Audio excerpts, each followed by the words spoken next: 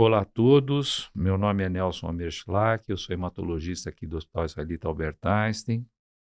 Estamos aqui nessa sessão do Hematolog, juntamente com dois colegas, o, o meu querido Rudy Dafur, do Rio de Janeiro, e o Guilherme, que é nosso companheiro aqui do Hospital Israelita Albert Einstein, para a gente falar um pouquinho de uma composição de drogas, que é o tafasitamab e a lenalidomida, no tratamento do linfoma difuso de grandes células B. É interessante porque o que nós vamos tentar mostrar para vocês é a diferença do mundo real para o estudo clínico.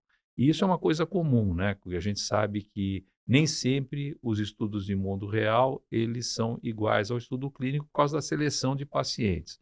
Então, o que aconteceu aqui foi exatamente isso, né? Provavelmente no mundo real, nós vamos ver que foram pacientes mais graves, pacientes mais idosos, e que, portanto, nós vamos um pouquinho ver que esses resultados são um pouquinho diferentes. Então, eu queria começar aqui perguntando para o Rudy se ele pode falar um pouquinho para a gente sobre, afinal de contas, o que é o tafasitamab, o que é a lenalidomida e por que essas duas medicações juntas, elas podem ser úteis no acompanhamento ou no tratamento desses pacientes. Então, para ajudar, eu coloquei aqui alguns diapositivos para a gente poder acompanhar. Ah, claro. Em primeiro lugar, muito obrigado, doutor Nelson, pelo convite, Guilherme, pelo convite também. Bom, tafasitamab é um anticorpo monoclonal livre, né, que a gente chama, que ele não está linkado nem a uma quimioterapia, nem trabalha como um anticorpo bispecífico, né, que é uma nova classe de drogas também. Então, ele tem única e simplesmente afinidade pelo CD19, né, mas diferente do rituximab, que também é um anticorpo livre, ele tem talvez uma ativação de linfócitos NK ali um pouco mais efetiva. E por isso que faz total sentido associar isso à lenalidomida, porque a gente sabe que a lenalidomida é um imunomodulador, né? Então isso, um ajuda a ação do outro, né? Então a ativação ali dos linfócitos NK, né, na região tumoral, a lenalidomida também ajuda a levar essas células ali para tentar dar cabo do tumor, né. Quer dizer, é uma ação complementar, né? Sim. Quer dizer, um ajuda o outro a funcionar melhor, né? Então, a gente sabe exatamente isso que você falou, né? Que você liga o CD19 nas células B tumorais, você recruta as células NK, macrófagos, monócitos, e com isso você induz a apoptose direta, né? Então, aqui a gente acaba mostrando exatamente o que você falou e a indicação no linfoma de grandes células. Então, eu queria focar agora, Guilherme, se você que é um grande estudioso de linfomas aí no nosso grupo, coordena o grupo de linfomas, se você podia contar um pouquinho para a gente como é que foi esse estudo inicial, né, Tá, com relação a essa associação? Tá. Então, o estudo que levou à aprovação, né, e a aprovação dos Estados Unidos e acaba também levando à aprovação no Brasil, é esse estudo que é um estudo fase 2, ou seja, não tem braço controle, todo mundo foi tratado com a combinação do tafasitamab com lena, que é o estudo L-MIND, né? É um estudo que incluiu 81 pacientes, tinha o intuito de pegar pacientes até terceira linha de tratamento, que não eram elegíveis a transplante e que também não tinha o foco em pacientes primariamente refratários. Era mais pacientes com recaídas tardias até terceira linha de tratamento. De novo, como era uma população de pacientes inelegíveis, é uma população com a mediana de idade em torno de 72 anos de idade, isso é um pouco diferente de outros estudos que a gente tem, por exemplo, com Cartigo, etc e tal, em que a mediana de idade é bem mais baixa. E o que a gente viu, na verdade, e esse estudo ele foi sendo atualizado com o tempo, né? A primeira coisa que chamou a atenção nesse estudo é uma alta taxa de resposta, e inclusive uma alta taxa de resposta completa, né? Então, para uma combinação que é um anticorpo com lenalidomida, que tem um perfil de segurança muito bom, você teve aí mais ou menos 40% de respostas completas. E quando a gente pega em especial esses pacientes com resposta completa, essa duração de resposta foi muito boa. né? Então, lógico que quando a gente pega sobrevida livre de progressão, foi em torno de 12 meses, mas quando a gente pega a mediana de duração de resposta, isso sobe até mais ou menos 2 anos de tratamento, né? Então, em especial, quando você pega a população que atingiu resposta completa, essa duração de resposta é bem maior. O que isso mostra para a gente? Então, é uma prova de eficácia, né? Então, essa combinação induz respostas completas. Nos respondedores, você tem uma duração de resposta boa, mas tem essas características dessa população. Uma população que não é então tantas linhas para frente, não eram pacientes, por exemplo, previamente expostos a CAR-T, eram pacientes inelegíveis a transplante. Mas ainda assim, eu acho que é uma combinação que ajuda bastante no arsenal que a gente tem. E lembrar que esse estudo, ele levou a diversos outros estudos. Então, você tem, por exemplo, o First Mind, que é o R-CHOP com o Tafa-Lena. O Tafa também foi testado em folicular, né? Tafa-Lena com rituximab, que foi agora recentemente apresentado no ASH. Então, é um estudo que eles chamam de pivotal, é uma prova de conceito, e levou à aprovação dessa droga para linfoma difuso grande células B. Perfeito. Eu acho que realmente é importante isso e a gente tem, então, agora um estudo de vida real, né, que é o Early Minds, que foi apresentado agora no IRA de 2024 e que o Rudy podia comentar um pouquinho para a gente esse estudo, para a gente poder entender um pouquinho mais o que aconteceu na vida real, né? Que aí é aquela história, mudou o paciente, né? Mudou o perfil do paciente. Conta um pouquinho para a gente, Rudy.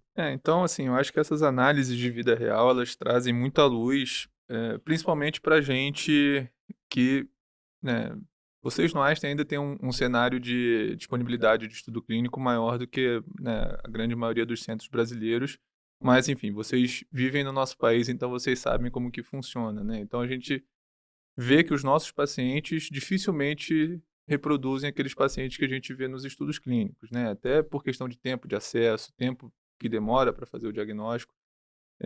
Então, é extremamente importante a gente observar essas análises de estudo clínico, porque talvez traduzam mais a nossa realidade. E quando a gente vê o Early Mind, diferencia do Early Mind porque a gente tem uma alta proporção de pacientes primariamente refratários, né? Então, como o Gui pontuou que não existiam esses pacientes no Early Mind, quando a gente foi ver o estudo de vida real, você tem 60% de pacientes primários refratários, né?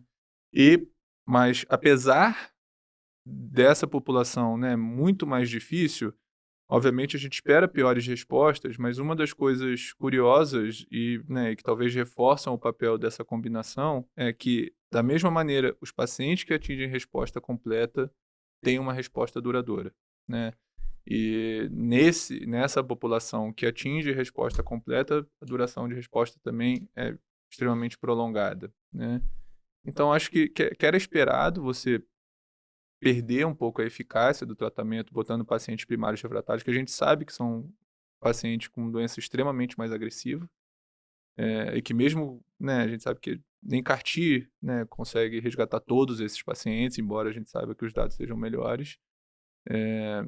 Mas acho que reforça a ideia de que você atingir resposta completa é um bom fator prognóstico para esse paciente. Então, a gente vê resposta parecida, né? Era 60% no estudo pivotal, 46% nesse, só que aí a gente cai de 40% de resposta completa para 30%, né, numa população pior.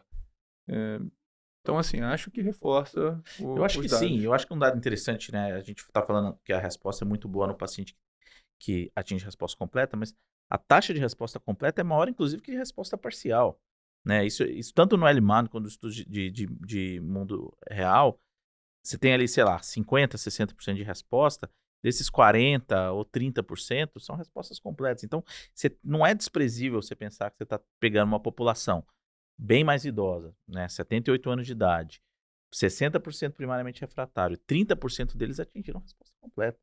Então, eu acho que mostra que realmente tem ali um grupo de pacientes, e esse é sempre o que a gente espera do futuro, né? É fazer aquele teste que vai falar, esse paciente vai responder a essa droga. Isso a gente ainda não tem.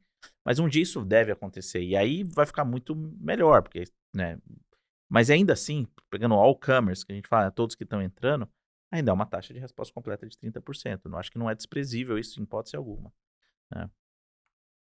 Então, assim, eu fiz aqui uma tabelinha, assim, só para a gente comparar, né, essas duas situações, né? A situação inicialmente comentada pelo Guilherme, do L-Mind, e a situação comentada pelo Rudy, depois reafirmada pelo Guilherme, do Early Mind, para vocês verem o primeiro desenho do estudo, né? O L-Mind, como o Guilherme citou, é um estudo fase 2 prospectivo, enquanto o Early Mind é um estudo retrospectivo de mundo real, né? Aí está o número de pacientes, né? Vocês veem que a idade mediana foi maior no Early Mind. Vocês veem que também os pacientes que têm uma performance status pior está mais no estudo de vida real. No estudo pivotal, os pacientes refratários foram excluídos e no Early Mind 60%.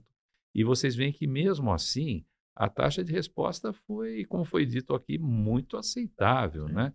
Inclusive com uma taxa de resposta completa muito boa e mostrando aí uma mediana de sobrevida livre de progressão, assim como a sobrevida global, também mantida, sei lá, não tão boa quanto no estudo clínico, mas bastante interessante. Aqui um gráfico mostrando exatamente isso. Se você quiser comentar, Guilherme, aí. Não, eu acho que, na verdade, se a gente for comparar as populações, essa queda é até baixa, né? Você parar pra pensar que 30% dos pacientes eram acamados mais que 50% do tempo, né? Porque eles eram ECOG 3, É. a mediana de idade de 78 anos de idade, assim, eram pacientes doentes, né? Eu esperaria, sinceramente, até que fosse um pouco pior, para falar a verdade. E é uma população que não vai entrar em estudo clínico nenhum, entendeu? Praticamente todos os estudos Exclui. evitam esse paciente Lógico. com ECOG acima de 2. Então, eu realmente acho que é um resultado bem significativo. E, de novo, que é uma coisa que eu acho que é importante falar, com um perfil de segurança bom. Né? Não é aquela coisa que você está pegando um paciente e dando uma coisa super tóxica, etc e tal. É comprimido, infusão, uma infusão relativamente bem tolerada, e que você consegue ter ali uma porcentagem de pacientes que vai atingir uma resposta muito boa. Então, eu realmente acho que esse é um estudo de mundo real que não enfraquece a droga, para falar a E eu verdade. acho, desculpa interromper, Não, acho que até reforça isso, né? O perfil de paciente provavelmente era um paciente que você não faria absolutamente nada, né? exato. Assim, você não conseguiria fazer um CAR-T nesse paciente, você quimioterapia num cara que está mais da metade do tempo acamado, você provavelmente pioraria o PS dele. Então acho que isso abre caminho realmente de usar num cenário até mais frágil e resgatar esses pacientes da fragilidade. Isso que você falou é um ponto interessante, né? A gente, na experiência ainda pequena que a gente tem com CAR-T em linfoma, mas o que a gente tem visto é que tem aquele, igual quando a gente faz aquela coisa da LLC, go, no Não, não. go, etc e tal, em CAR-T também tem Sim. isso, né? Então você pega um paciente com muita doença, é um tipo no-go, né? Porque você sabe que esse paciente vai ter mais liberação de citoquinas, mais problemas neurológicos. Então, realmente, isso aqui é uma alternativa interessante para você tirar esse paciente refratário com muita doença e tentar resgatá-lo de alguma forma, né? E aqui, então, vocês têm aqui justamente as curvas, né, mostrando aí aquilo que eu já tinha dito, né? E que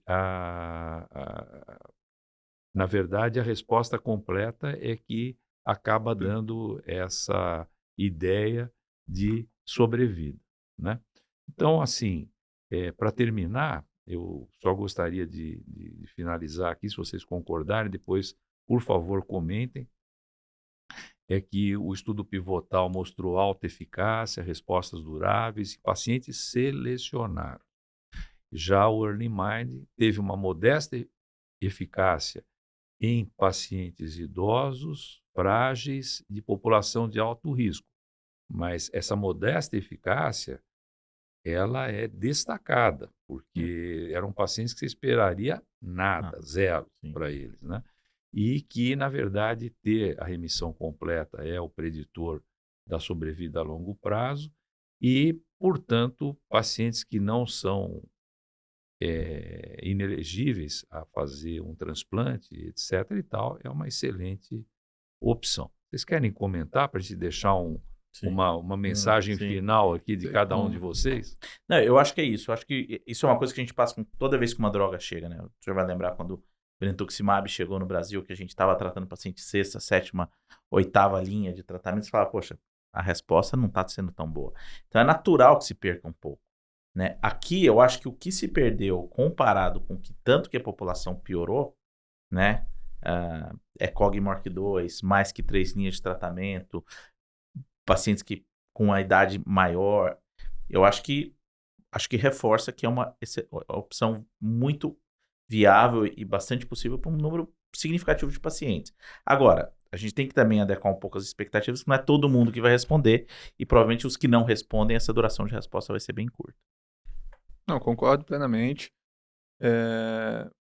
É exatamente isso, assim, seleção de paciente em todas as, né, possibilidades terapêuticas, né? Então, como o Dr. Nelson bem pontuou, né, a gente tem que selecionar bem os pacientes de CAR-T, até porque a gente sabe das dificuldades brasileiras, né? Então, de acesso, de volume de doença, de tempo para realizar o tratamento.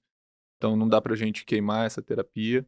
Então, selecionar bem o paciente de CAR-T. Existe, né, um perfil de paciente, e acho que esse não é uma quantidade restrita de pessoas. Acho que talvez a gente consiga ampliar o número de pacientes que são elegíveis a essa combinação, com uma toxicidade baixa e, como o Gui pontuou, você vai saber no começo do tratamento quem não vai bem, e potencialmente quem responde, você tem uma convicção de que essa pessoa talvez tenha um longo tempo de duração de resposta, e potencialmente até cura, né? A gente ainda está no começo dessa combinação, né? Então não tem um follow-up tão longo Tão ainda, longo assim. mas dá para a gente viabilizar isso em algum momento. Sem dúvida. Então, acho que esgotou bem esse assunto. É sempre bom trazer coisas novas, né?